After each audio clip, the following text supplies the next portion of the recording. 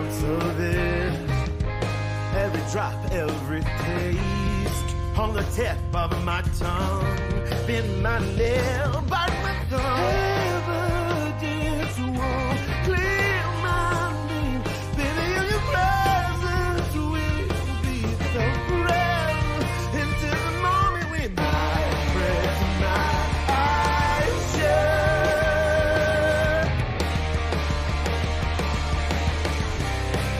Now I'm ready.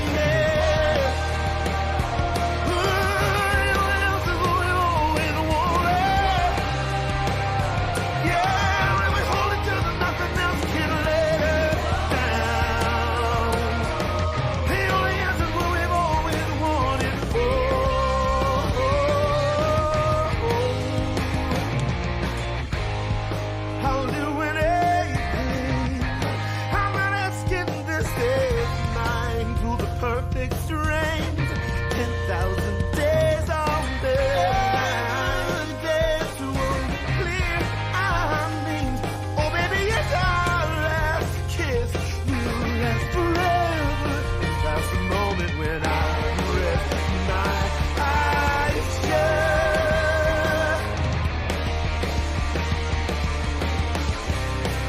Now I'm ready. Yeah, the only answer's what we've always wanted.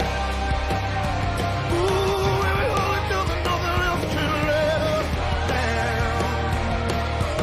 The only answer's what we've always wanted. Oh, oh, oh, oh.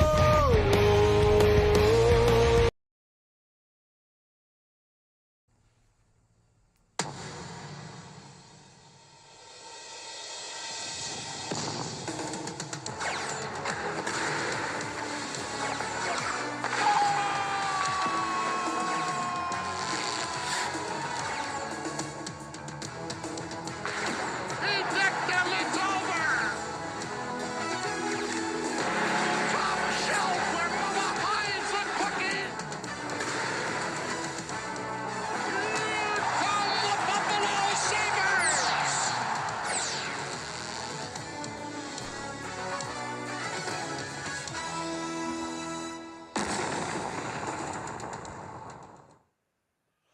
Woo! Welcome to All Hang Up and Listen, brought to you by Fatty Beer Company, Buffalo's premier market and tap room.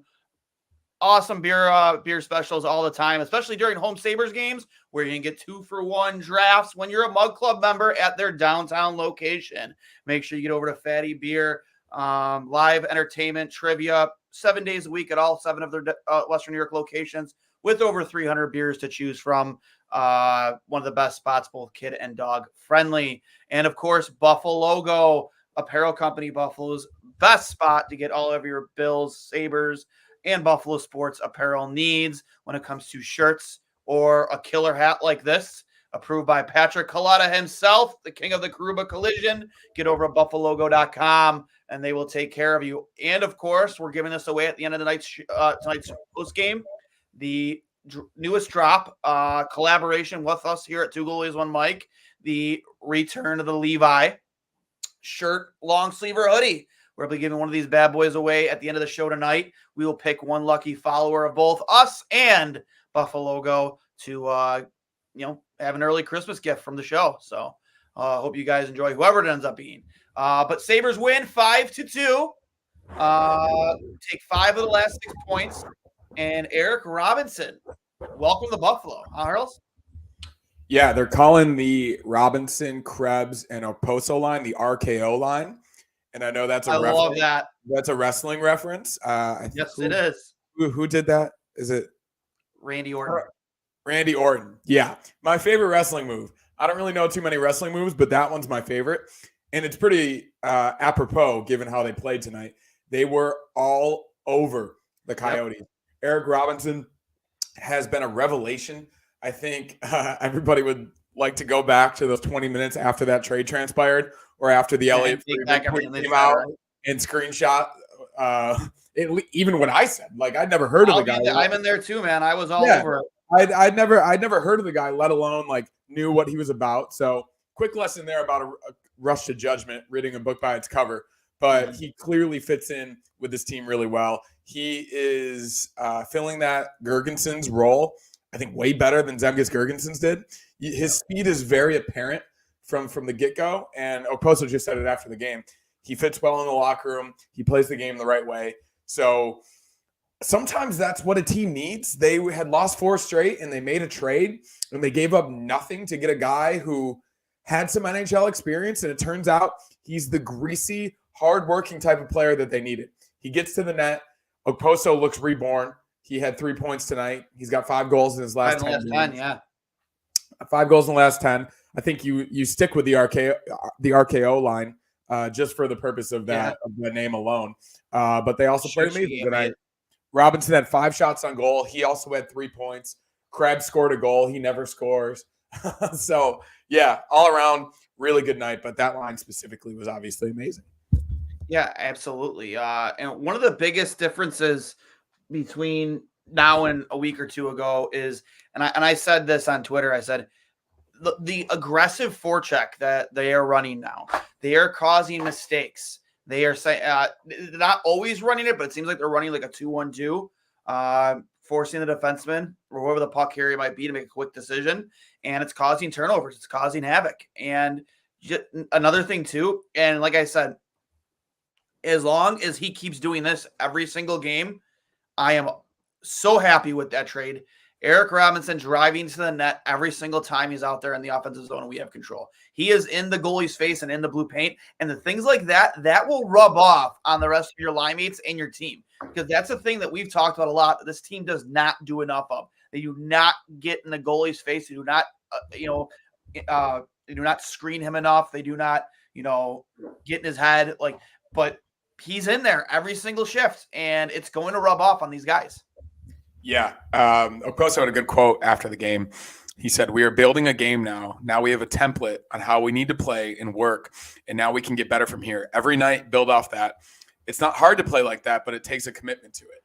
And as you said, the forecheck, the direct style of play, getting pucks to the net. They scored a goal in a home game in the first period for the first time in 5 games tonight. Which is nuts.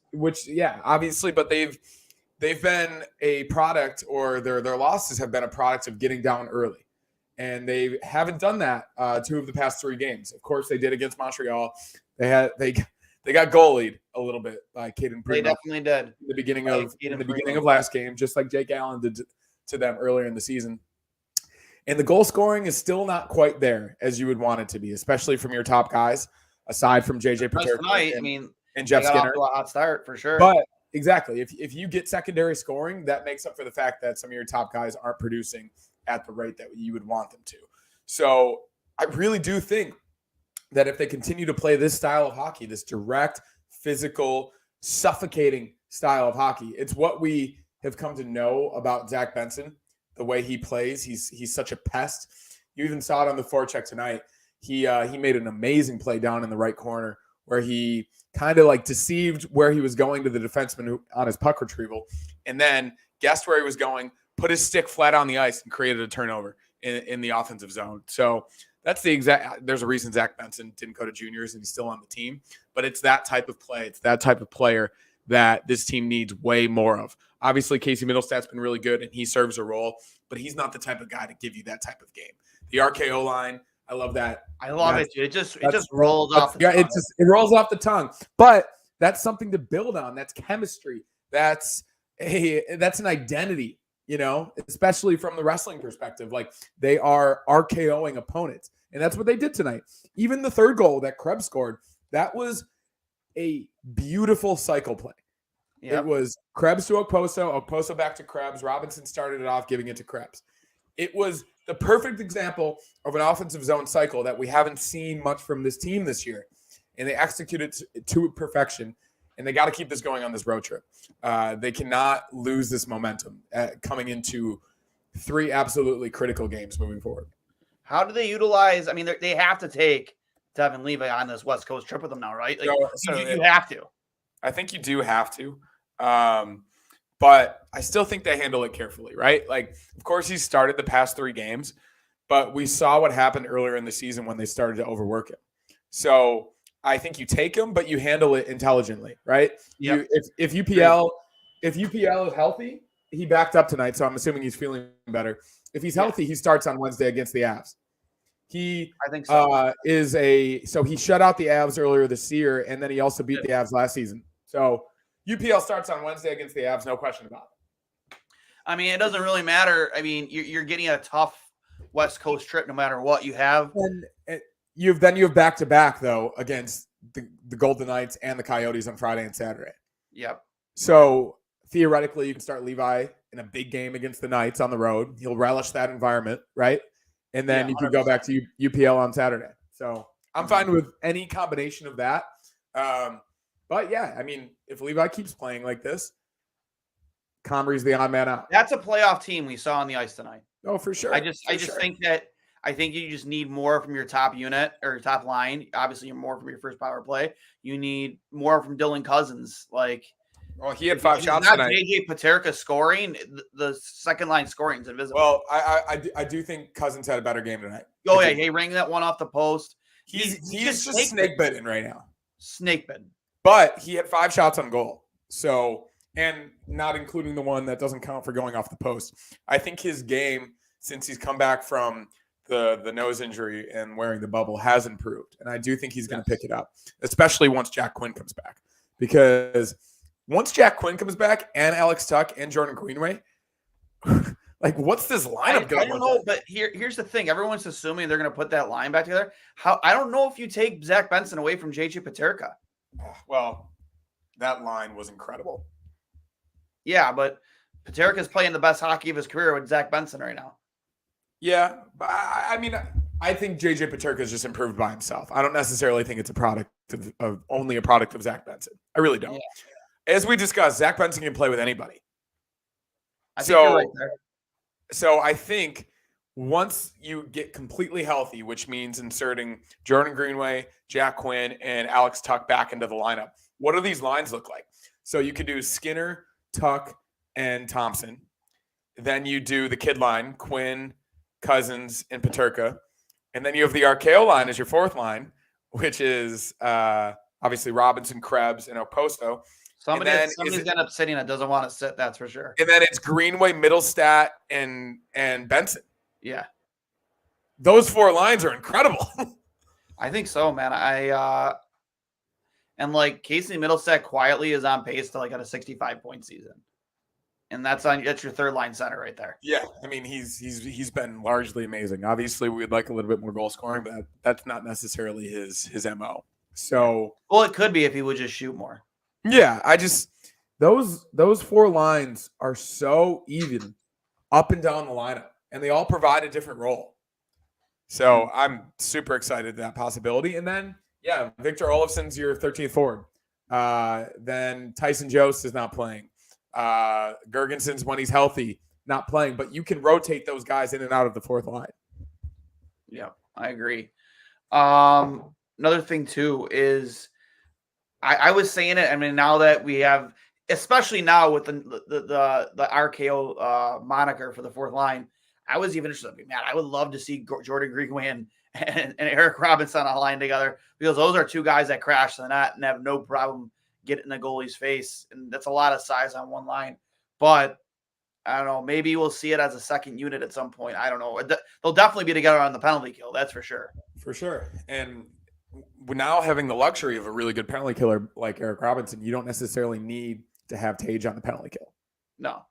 Because he got hurt trying to block a shot, and we don't need Tage Thompson blocking shots. I think you have Tage out there if you're shorthanded but still need to find a way to get a goal at the end of a game, in those situations where. Yeah, no, I would agree with that. But it allows you a little bit more versatility than they had, which is the best thing. I'm trying to figure out what the defense pairs were tonight, because I thought the defense in particular looked really, really good. Clifton, 4 games in a row has looked great. So Samuelson sat, but I'm not sure if it was because. So it was Darlene and Jokiharju, Power and Ryan Johnson, who had a really, really good night, and then Clifton, who had 2 points himself with Eric Johnson. Do you think they scratched Samuelson? I heard in the morning skate that Samuelson did leave the ice for some reason. Okay, so it must have I didn't been tweet that out, so I'm assuming that wasn't a healthy scratch. Something's going on there. okay. But So that's a guy, honestly, with his injury history. I know he's still young, but that's a guy I wouldn't mind giving a veterans night off for once in a while. yeah, for sure. That guy's body's been through a lot. And this is the luxury of having Ryan Johnson on your team. But Yes. when Samuelson's healthy, this is what the D pairing should be, given the way everybody's played. And they're not necessarily going to do this, but this is what it should be. It should be Dahlin, Jokiharju, Power and Samuelson, Clifton, and Ryan Johnson. Yeah. Without question. Mm-hmm. And then you could rotate in Eric Johnson every so game. I would rotate Jokiharju and Eric Johnson, in my opinion. But I don't think they'll do that.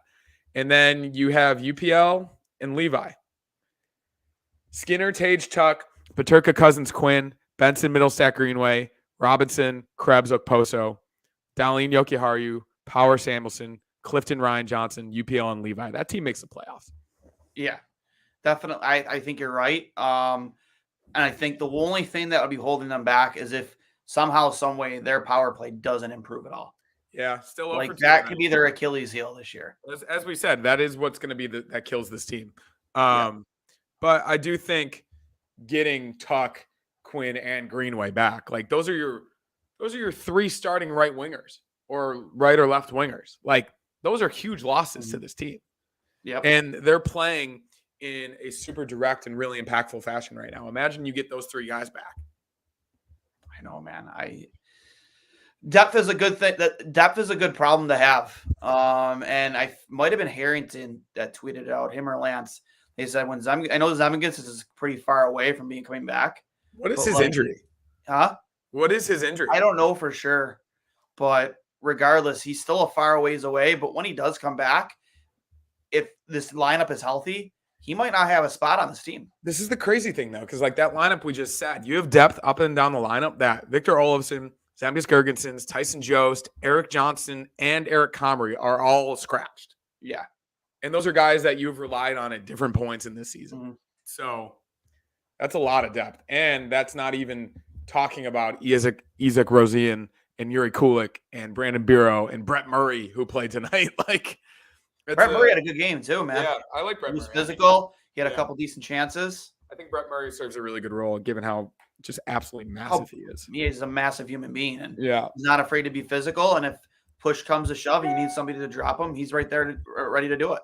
Yeah, but especially with like how well we saw, even that third line, like how well they started this season, Benson, Middlestat, and Greenway. Like, yeah, gosh, that's the third line. That is an amazing third line.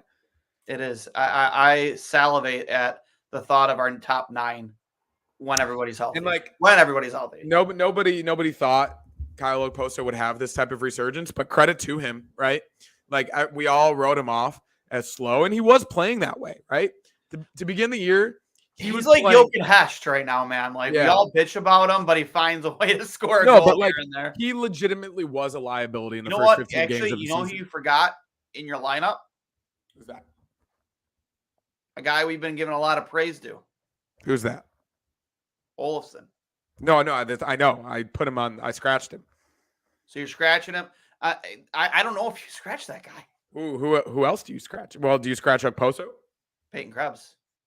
You don't. I don't think you can scratch Peyton Krebs right now. Who's playing center on that line? How can you scratch Victor Olofsson right now? I think Krebs has been much better recently, and also like who's centering that line if you do. I don't know. Yeah. Olofsson, Okposo. It's tough for me to scratch Victor Olofsson with the way he's playing hockey right now. I agree, but I think Krebs has kind of proven himself recently. I really do. So I don't know. It's a good problem to have. Yeah, agreed. Devin Levi. So we talked a little bit start of the show with him. His game again. I don't know if he had that big breakaway stop on Zucker, and he had a couple of other nice stops, but relatively they played well in front of him. Yeah, he only had 21 saves, 23 shots, obviously, and the first goal, wide open guy back door, but I think he wants that back. Yeah, he snuck it through the 5-hole. Anytime you let in a 5-hole goal, you want it back. But yeah, and I was surprised because he's one of the better goaltenders in the league when it comes to sealing the ice. Down low. Yeah, you know what I mean? Like, he seals the ice, like the Zucker breakaway stop right away. It's The way almost he seals it's the the ice. first time I've ever seen him get scored on 5-hole, actually. Yeah. So that It is just what it stuck is. by him. It was 2-0 at that point. And then the second goal was the end of a power play, backdoor, not his fault. But yeah, the breakaway save, obviously really good. It's way obviously better than the shootout the other night. This is what we've come to know about him in breakaways. Like, he's obviously very patient, but he's so athletic and he can get from one side of his crease to another to make that type of save very easily. So I wasn't surprised by that at all, but obviously it was a big save at a big time.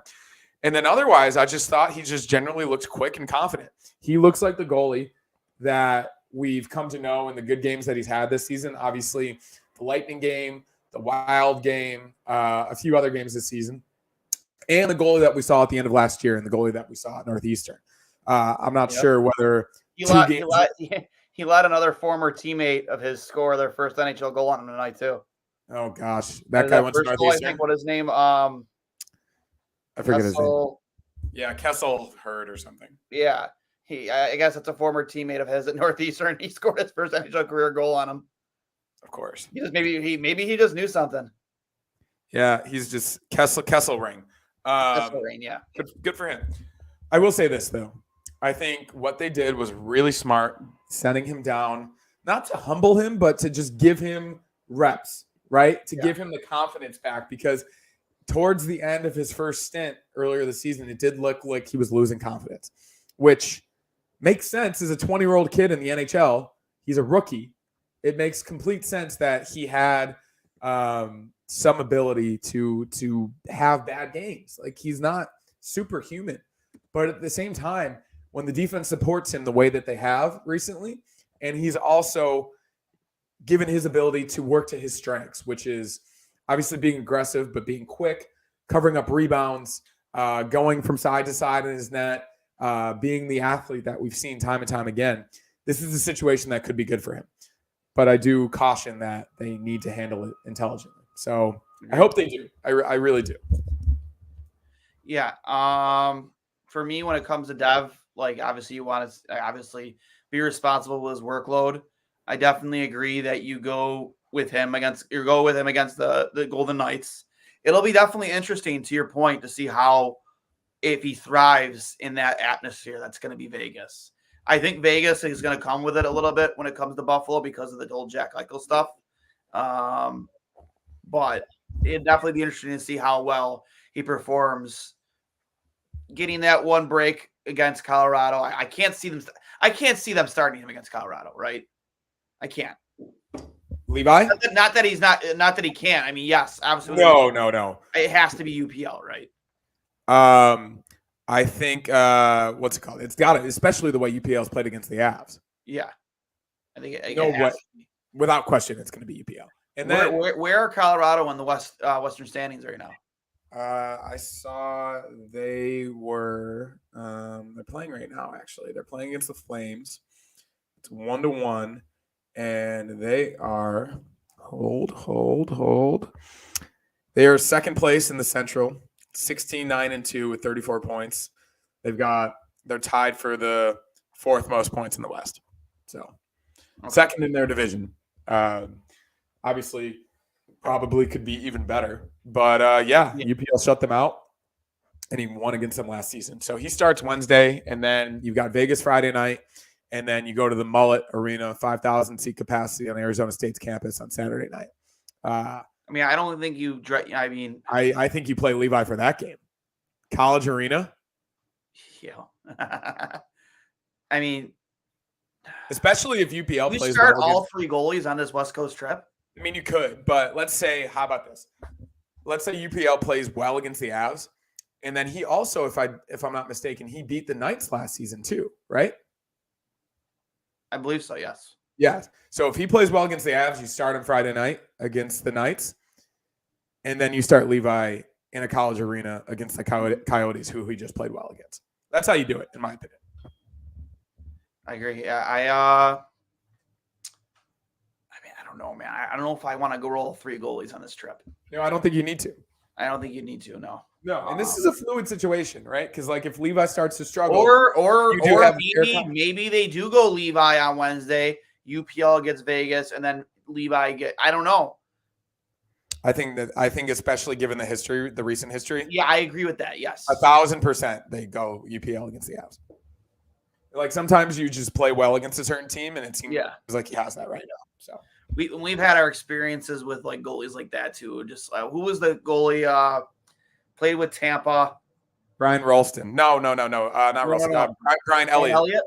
Yeah. Was it Brian Elliott? He had like an insane record against us. Just like Anton Khudobin has an insane record against the Sabres. That Vitek Vanacek as well. Like when he was that's who I was thinking of. Vanacek. Yeah, Vanacek. Like the 3 different times he played for Washington would always turn into friggin' Well, it was that Olaf Kolzig against us. It was that COVID season where we only played teams in our division, and he played against us like 5 times that year and won all 5 games. It was nuts. I was like, "Who the fuck is this guy?" Yeah, and then Washington kept trading him. And I'm sure Avalanche fans are all like, "Who the fuck is Ukko-Pekka Luukkonen?" But you gotta know that Mikko Rantanen is probably like that's my Finnish brother. You know, that's my guy. That's your guy. Yeah, well, they're both from Finland. I mean, hear me out. We could have 2 goalies in the Olympics in 3 years. Yeah, UPL and Devin Levi is almost a shoo-in, right? I would say so, given how bad him and Wolf. The Canadian goaltending situation is horrible. Yeah, it's going to be him and Wolf. It's going to be Wolf, Carter Hire, and Levi probably. Yeah. If I had to guess. No, Wolf's American. I mean, if Hellebuck's still going, playing him. I'm almost positive Dustin Wolf is American. Am I wrong? Is he American? Yeah. I thought he was Canadian. I'm almost positive he's American. You might be right. I don't know. I mean, and then maybe Darcy Kemper. Darcy Kemper, yeah. No, Ottinger. Ottinger would be the U.S.'s goal. I'm talking about Canadian goals. Oh, okay. And Dustin Wolf is American. He is. Okay, well, that could be a nice little matchup. International play, Devin Levi versus Dustin Wolf. I would say without question, the 3 U.S. goalies are going to be Jake Ottinger, starter, Connor Hellebuck, main backup, third goalie, Thatcher Demko. Yeah. And again, not a bad spot to be in if you're the Team USA. I think the gap, not to get off topic, the gap between the U.S. and Canada is getting smaller. Team USA, I think, is going to be favored to win that tournament. Team USA? Yeah. I really believe they will be. I can't wait for the World Cup of Hockey. Yeah, that too. But this is the best the U.S. team. Incredible. This is the best U.S. team they're ever going to have, without question. You've got all three Hughes brothers, Austin Matthews, Tage Thompson. The defense is insane. Zach Werenski, Connor McAvoy, Quinn Hughes, Jacob Slavin. It's so good how insane. Like, obviously, the Canadian centers are really good, but up and down the lineup, even the wingers, like Kyle Connor is probably going to be on the 3rd line. Yeah. And he's one of the leading goal scorers in the league. So, and there was a debate the other night that Jake Gensel might get left off that team. Which is wild. Yeah. Like, that's insane. So, I'm really looking forward to that. Greg Wyshynski actually did a roster. Greg Wyshynski is a big Team USA hockey. But he did a roster projection last week, and he left Gensel off the team. Really? So, yeah. Who were his top 2 centers, Eichel and Matthews? Yeah, I think so. Yeah. I'm almost positive it was Eichel and Matthews. Oh, no, Jack Hughes. Oh, Hughes. Eichel was the 3rd line center. Eichel's the 3rd line center. That's disgusting. All right. We're at the peanut gallery here. Then you have Matthew. Nice win. Sabres power play still bad, so it is 4 on 4. From Mauricio, 4th line plays direct to the net passes to duo players in front of high danger chances in the high slot. Robinson is a savior, could have scored 3 goals tonight. That's true. I said it. That nice pass from Dylan Cousins that when he faked going around the net and slid it back short side, Robinson should have scored there. Where was Robinson drafted? I think the Blue Jackets. No, but what round? Oh, I have no idea. Was he like a top 3 round guy? I don't think so. I'll keep hitting the peanut gallery here. Dylan Baker, great win. Robinson was great tonight. More from Mauricio. Cousins, middle stat. Thompson needs to play more direct, less fancy passing accuracy, more thought, more finesse in shooting. need to slow down rushes and shots. Playing reckless, a goal scorer needs to think. And Undrafted out of Princeton. really? Okay. First star Robinson. Buron stats, second period intermission said Sabres 27th in league duo passing in front of high slot danger chances. Enough said. Lack of goal scoring all season long. Middle stat, Cousins looks inevitable. From Dylan Baker, Olsen Krebs, Okposo played very well. Also good for them. Cousins playing too hurried, same speed, frenzied, reckless, playing to impress, always same speed, not able to be methodical, accurate, slow game, down scoring, involves finesse. Punctuation. Yeah, I know, dude. Please, Mauricio, hit us with some punctuation, but it's just one big run-on sentence. But he's right, though. He's right. Yeah, for sure. I think he needs a little bit more variety to his game. But like we said, he created opportunities tonight, and he should have scored. Agreed. He's just very snake bit at the moment. Very snake bit. So I'm not worried about Dylan Cousins.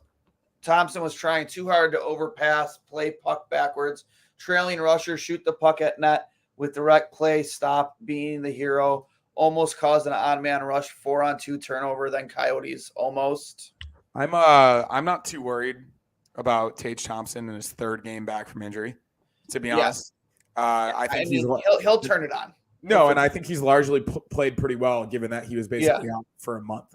So. And he doesn't have, honestly, I mean, granted, middle stat is filled in nicely there, but it's still not Alex Tuck on the line with you, man. No. You know what I mean? From Kevin here, when they did score their second goal with like 7 minutes left, I was like, oh my God, here we go again. Yeah, I know. Right? But they got a power play and they turned it on. They were able to bring it home. So yeah, all around great game. Got Harrigan here, a great game. More from Mauricio. Top three lines need to learn to play direct, shoot puck at net, go to net, rebounds, Cousins, middle stat, Thompson. Playing too much savvy, panache, more grit, more direct, more dirt, more sandpaper. The panache. What a word. I know, man. That's the first on here. What a word. The best line, obviously, was the RKO line. And I love it. But you saw the other night, really, really good play from Middlestat, from Cousins, from Thompson. Skinner's, I mean, he hasn't been the best defensive forward, but that's not what we signed him for. So I'm not too worried about our skill players at the moment. And how about Rob Ray taking one of the dome pieces? Oh, man. Rob Ray. He said a normal guy would have been carried off. He's such a tough guy, man. I know. I mean, I leave the game for anything. Give credit where credit's due. Any other rinkside reporter would have been out of the game. If that was Darren Payne, he's in the ER.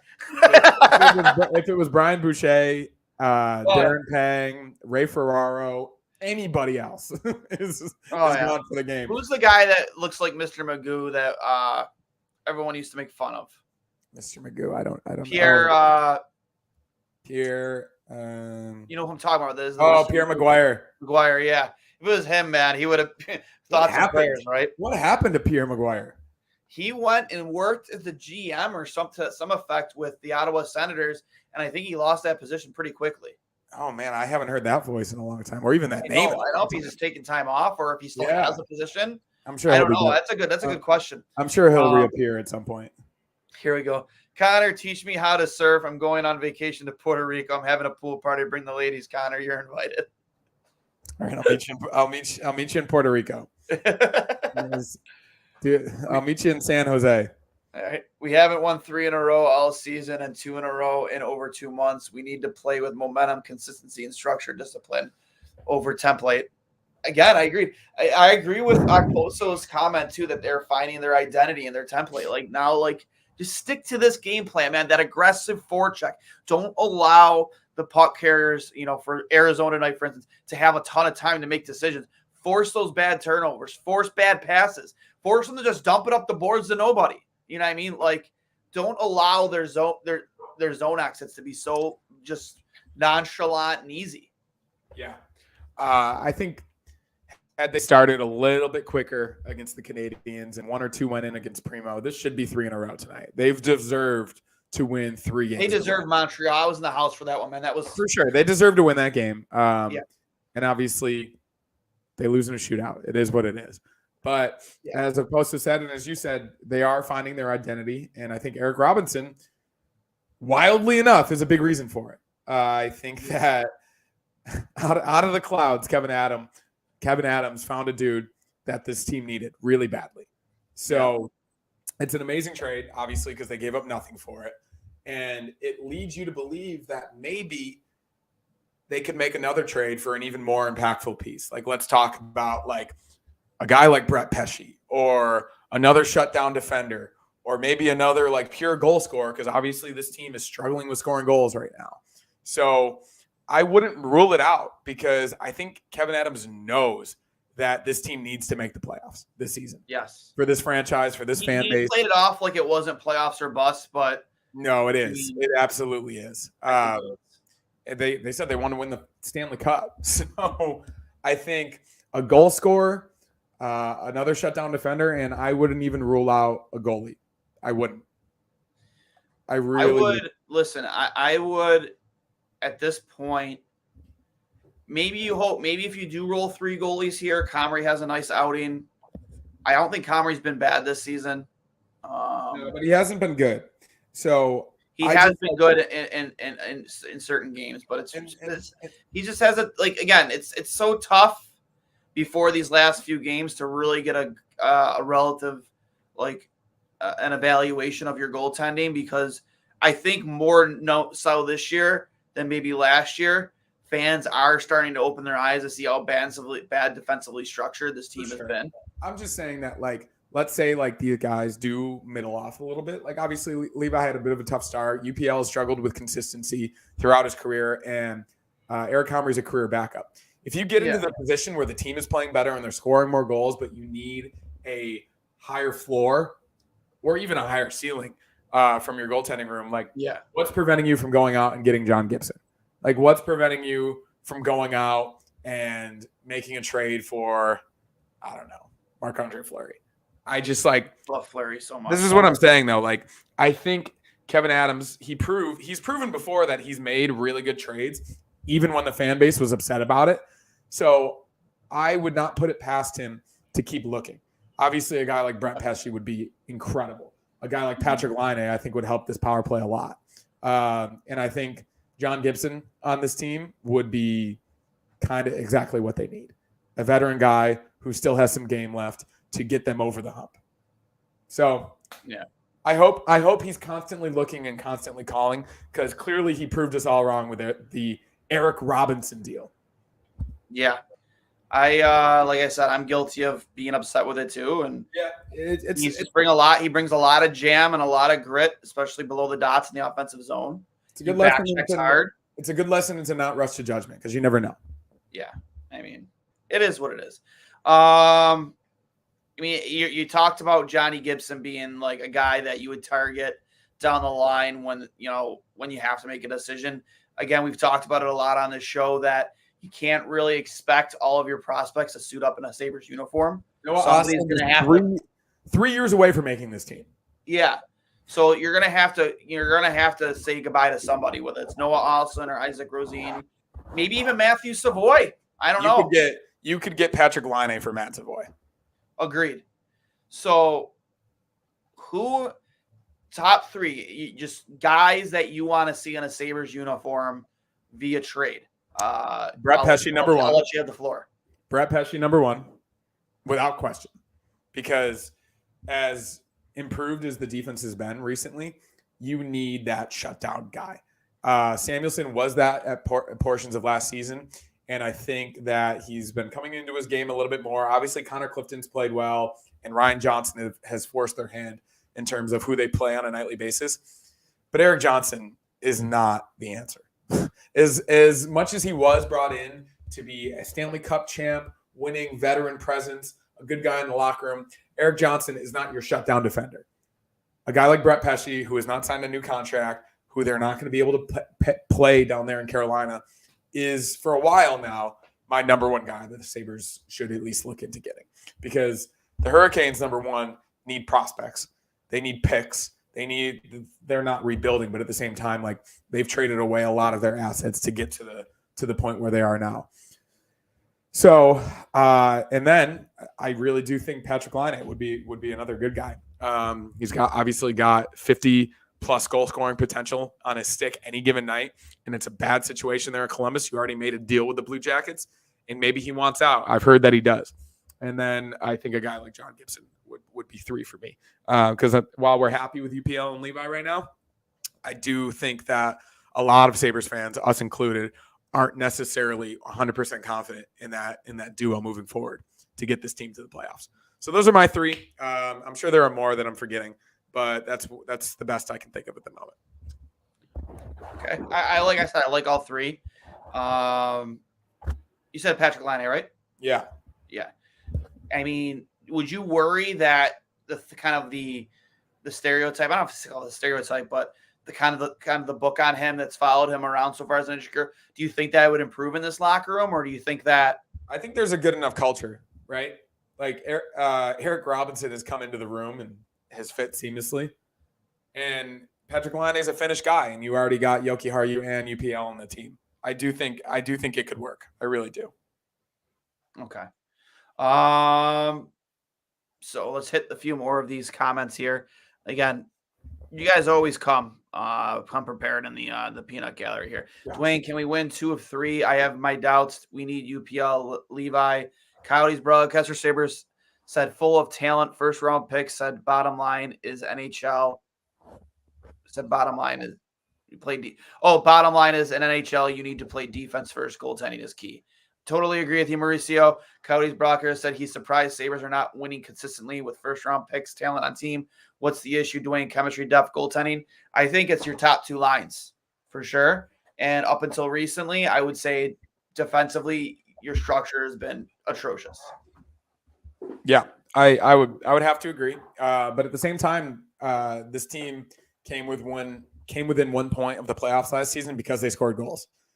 And they're not necessarily doing that. Like, this is the first time I remember them scoring 5 goals in a really long time. Yeah. So Patrick Laine, I was just looking up his stats. He had 56 points in 56 games in 2022 for the Blue Jackets. He was a 44 goal scorer in his second season in the NHL. He is 25 years old. He's a veteran of 9 NHL seasons. Yeah. It's the exact type of guy you go out and get. Low risk, high reward. They're not going to want that much for him because his contract and everything else involved. Do you think they retain some of that contract too? Maybe they would because they're in a full rebuild, full tank mode. I think that if you gave them a guy like Matt Savoy or Isaac Rosine, the expectation was you're getting a guy who's on an entry-level deal. You are absolutely retaining some of that contract. I wonder if Johnny Hockey is available. Dude, could you imagine? No, I couldn't. So that's the thing. Like, you need to have these conversations, right? Like, they never know until you ask. Yeah, exactly. Like, and the Sabres are. And his game has turned around as of late, I think. He has. And of any team that could afford Johnny Gaudreau, it's the Sabres. Yes. So I mean, we're going to have an massive amount of cap space after next season with the expectations that you're going to have Girgensons and Okposo falling off your books. A few other guys, Eric Johnson won't be on your books. Not that he was costing you a lot anyways, and then you already had so much cap space even before then. Like, yeah, you have to prepare yourself because you're going to have to pay JJ, especially with what he's doing now. I would even encourage them signing him this offseason. Don't even let him. Johnny Gaudreau has 700 points in 712 NHL games. Yeah, and what's his stat line this year? He's got 15 and 30 this year, so obviously off to a slow start. But he had 74 and 80 for the Blue Jackets last season, which was like considered to be a down year for him. Yeah.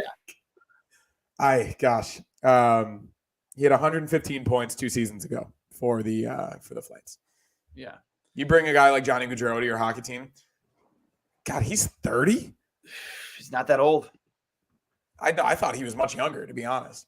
No, he's been around for a minute, man. Yeah, he's been around for a while. Yeah. You want to give your 3 stars? Sure, and then we can compare. I will do. Start with your 3rd star. Let's go Connor Clifton. I think he's played really well the past 3 games, starting with that Bruins game, revenge game for him, and he even said he thought his game was in a bad place leading into that game. And he played with a way more direct style. He had the assist to Tage Thompson, and then he had the great game the other night against the Canadiens where he forced the turnover to lead to the game-tying goal to give us a point. And then tonight, two assists on the first 2 goals of the game. And I thought defensively he played a lot better. So I'll give him the third star to give him a little stick tap, a little credit for how well he's played recently. I think you got to put Kyle Okposo at number 2. A goal and 2 assists tonight. And he was all over the ice. 5 points and 5 goals in his last 10 games. It seems like he's been reborn after seemingly starting off the season as if he was cooked. It doesn't look like he is anymore. And honestly, I think we can all be happy about that because you do not want to have to sit your captain. We felt like they pigeonholed themselves into not being able to do that. But if they don't have to and he's contributing on that 4th line, I think that's the best case scenario for everybody involved. The locker room adores him. We all adore him. And I want him to, if this is his last season, I want him to lead this team to the playoffs being on the ice. And then the first star, I think, is pretty obvious. It's E-Rob. It's Eric Robinson. I think he was the best player on the ice tonight for both teams. He was all over the ice, creating chances, 6 shots on goal, goal and 2 assists himself. He had a great game, even against the Bruins. And then before that egregious 5-minute major and game misconduct call, I thought he was playing well against the Canadiens the other night too. So what last week seemed like a nothing burger of a trade has turned into a miraculous diamond in the rough. It seems like he plays the game very fast. He's a good skater. He gets to the corners, gets to the dirty areas, gets greasy goals, and he's very good on the penalty kill. So win for the Eric Robinson trade, and you gave up literally nothing for it. So those are mine. You have the same. Well, only one of your 3 stars is the same as mine. I think it's pretty obvious which one. But third star, I did go with Devin Levi with 21 saves. Third start in a row. Has looked solid since coming back. After kind of the start to his season, a good game here, 2 ones.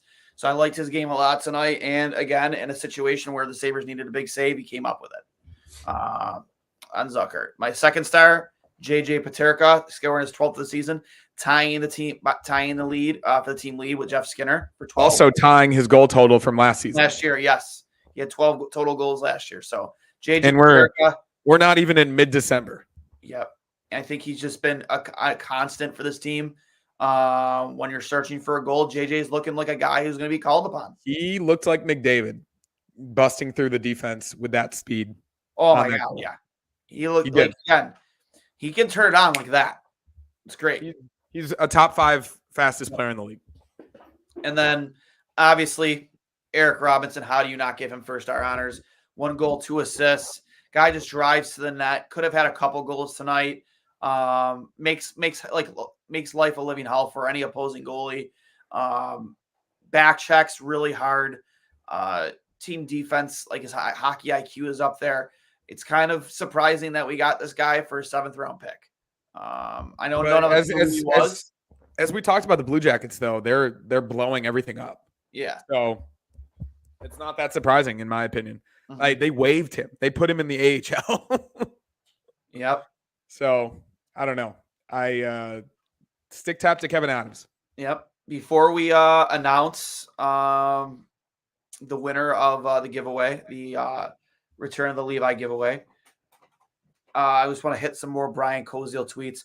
Krebs on chemistry with Robinson. We keep it simple. It's a good balance. Eric brings speed and tenacity. Okposo can finish it off. More from Krebs. I think the last few games we have been buzzing. We are trying to have consistency every night and having fun while doing it. Okposo on last 3 games. We are building a game now, like you said.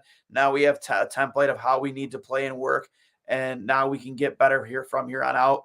Every night, build off that. It's not hard to play like that, but it takes commitment to it. Couldn't agree with you more. Like, it's not hard just to play hard. You just have to show up to the rink, ready to go, focused on the game and only the game. I get they're human beings. Life happens. Obviously, you see like Alex Tuck, he just had a kid. If he had been healthy, like, I'm sure, like, tough to play when you have stuff going on in your own personal life or at home. But at the end of the day, You have to come to the rink focused to play like that. And again, to me, it's not that hard to play hard. I posted on 5 goals in 10 games. I'm trying to shoot more. I feel more confident in the plays that I'm making. The timing is better where I'm at the net. I'm trying to use my instincts and hockey sense coupled with my work. It seems to have helped. Posto says Robinson's a good person and works hard and fits in great. Says he knew he was fast, but he knew within 3 shifts in Boston what kind of player they were getting. Granado says Robinson plays with high compete level, very direct game, simple, hard on pucks, and says it's contagious to others. Like I said that, like play like that and it will rub off on your line mates and the rest of your team. Granado says the differences over the last 3 games is competing better and playing with urgency. Granado says Samuelson is day-to-day with soreness. Didn't want to make it worse by playing tonight. And quote. Actually from Mike Harrington, Robinson obviously thrilled to be with the Sabres. One day I was in Columbus and then I was on a flight to Boston and playing with Buffalo the next day. You take a day off yesterday and think about how crazy it is that we're here, but I'm really happy to be here. Again, he just seems like a high energy guy, both on and off the ice, and I love it. Yeah. Really, really good addition, obviously. And I can't wait to see what he does moving forward, especially on a 3-game road trip. Like the way they're playing right now, I'm sure these guys are looking forward to this type of road trip. It seems like they've rallied around each other, just being as close as they are as a group in the past. Like it seems like everybody does get along. And even though Kosa mentioned it after the game that Robinson isn't just a good player, he's a good person. So I think given the way that they've played these past 3 games, I think they're going to relish this opportunity to get on a plane, fly to Colorado probably tomorrow to play against one of the best teams in the AHL that they've already shut out this season on Wednesday night in their barn. And then you get to go to Vegas to play the Stanley Cup champions. And then the next night you get to go to Arizona State's campus and play in a 5,000-seat college arena. That's a fun road trip. Like if these guys can't get up for that, like I don't know what you get up for. But it seems at least these past 3 games that they found that it factor that Kyle Okposo said after that 4-game losing streak that they had lost. So that is obviously a really good sign. And Eric Robinson might be the reason for it. As crazy as that sounds, a jolt to the system, new energy, new blood is sometimes all it takes to turn a team around. So I hope they relish this opportunity. And 6 points available on this road trip, I think they could easily get 4. I really do. If they get 5 for 6 again, that'd be great. If they get 4 out of this road trip, I'll be happy. Yeah. It's gonna be a tough. The West Coast trips are always tough. Just a different brand of hockey out there. For sure. But it's more physical, and you just got a guy who you need for that exact type of game. Mm-hmm. And when we talk about Eric Robinson, I mean, I know it's just a small sample size, but we kind of said a lot of the same things about Tyson Jost when we picked him off waivers a year ago, and that worked out. I mean, no, he's kind of simmered off, and he has not been the same player he picked up last year. But I think that Eric Robinson is faster and bigger, and he just brings more to the table. No, and Jost fills a role too. So it's a good problem to have that Tyson Jost is getting scratched, because I think we're all comfortable with Tyson Jost on the 4th line. So you see what happens, especially as you get Tuck, Quinn, and Greenway back. The fact that they're not playing right now. I mean, Quinn hasn't all season, but I think people have underestimated how big of a absence Jack Quinn is. Jack Quinn scored, I think he had 35, 40 points last season, but he was really coming into his own in the second half of the year. Mm-hmm. And that line specifically with Cousins and Peterka. Obviously, I had a bunch of chemistry to start the year, but I think getting them back together is only going to do wonders for not only JJ Peterka, but Dylan Cousins as well. So You see what happens. But yeah, you got a lot of depth now, especially when they start to get healthy. And that is not a bad problem to have. I got to get out of here. So let's do the giveaway. Yep. So the giveaway let me bring up the picture here real quick. Forgot you're not going to bed right now. You're 3 hours behind. You're 3 hours behind us. Honestly, after celebrating the Bills win last night, I need to go to bed. Yeah, thanks, Kadarius Toney. This beautiful newest drop from Buffalo Go, designed by yours truly, the return of the Levi We all know how much of a Star Wars fan Devin Levi is. As you could zoom in on there, where it normally would say Star Wars, it says Sabres. Think it's an absolute beautiful, beautiful addition to the Buffalo Go family. Are we going to get sued by the Star Wars franchise? I don't think so. No, fuck them. Winner is at DCP Batboy 11. Guy who's constantly supporting the show. Always in on the giveaways. And we're going to do a secondary giveaway too to Rich at Wrist Sacks 1120. We'll find something else to send you, bud. Appreciate you following all the handles, both of you. We're right on top of it. So congratulations, Matt. We'll get you one of these hoodies, or one of not these hoodies, this hoodie sent out to you. And congratulations, Rich. We'll find something for you laying around and we'll send it out to you. Not laying around, but something nice. So with that being said, any final thoughts, Hurls? Good win. Keep the momentum going from the weekend and last week against the Bruins. Obviously, Eric Robinson is a revelation. I think Devin Levi is back, which is nice to say. Yep. And return of the Levi, baby. You try return of the Levi on brand, and you try to get 4 or 6 on a tough road trip.